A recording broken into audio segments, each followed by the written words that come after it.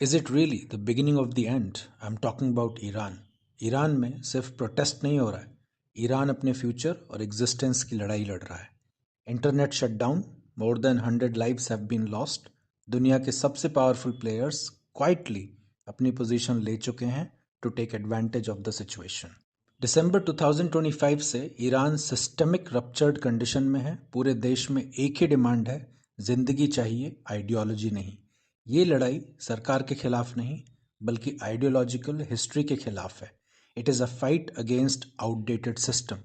Iran's top officials are calling protesters the enemies of God.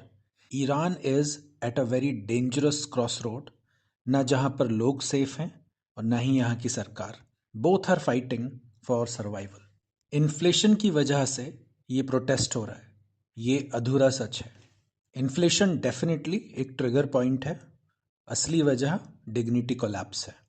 Iran की जेन जी ने बाकी दुनिया को करीब से देखा है, बट प्रॉब्लम यह है कि वो चाहकर भी उस दुनिया का हिस्सा नहीं बन सकती। ईरान में डिग्री है, जॉब नहीं, स्किल्स हैं, अपॉर्चुनिटीज़ नहीं, और अगर कोई बाहर जाकर काम करना चाहे तो एग्जिट इतना आसान नहीं।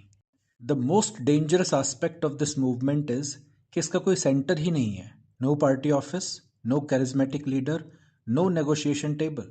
This is an organic movement based on emotion and the need to survive. USA is trying to play the world policeman here. America Iran को वीक और कंट्रोल्ड देखना चाहता है, कोलैप्स्ड नहीं, क्योंकि पावर वैक्यूम से केओस बढ़ेगा और राइवल्स को फायदा मिलेगा। यूएसए ओपनली ईरान को वार्निंग दे रहा है, प्रोटेस्टर्स के ह्यूमन राइट्स की बात कर रहा है, and behind the scenes military options को प्रेशर टूल्स की तरह यूज कर रहा है। यूएसए वांट्स कि ईरान के साथ चीज़ें नॉर्मल रहें, but without going to full scale war. But current regime के साथ नॉर्मल सी पॉसिबल नहीं है। That's why USA is pushing for a regime change. Second biggest player Israel के लिए तो ईरान एक एग्जिस्टेंशियल थ्रेट है। Iran is the only reliable source of funding for Hezbollah terror group. Iran regime खत्म, बचा कुचा हिजबुल्ला खत्म।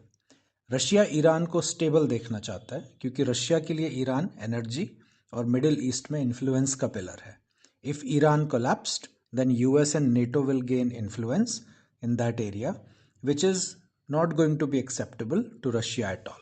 China के लिए ईरान एनर्जी सिक्योरिटी का इशू है। चाइना को बस ऑयल चाहिए, केओस नहीं।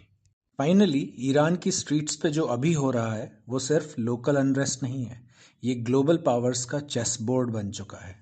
ईरान के मूवमेंट का इंडिया पर इमीडिएट एंड डायरेक्ट इम्पैक्ट होगा।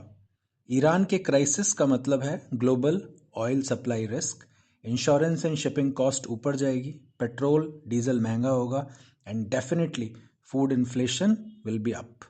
ईरान की अनरेस्ट का बिल इंडिया की मिडिल क्लास भरेगी, because we are part of the global set.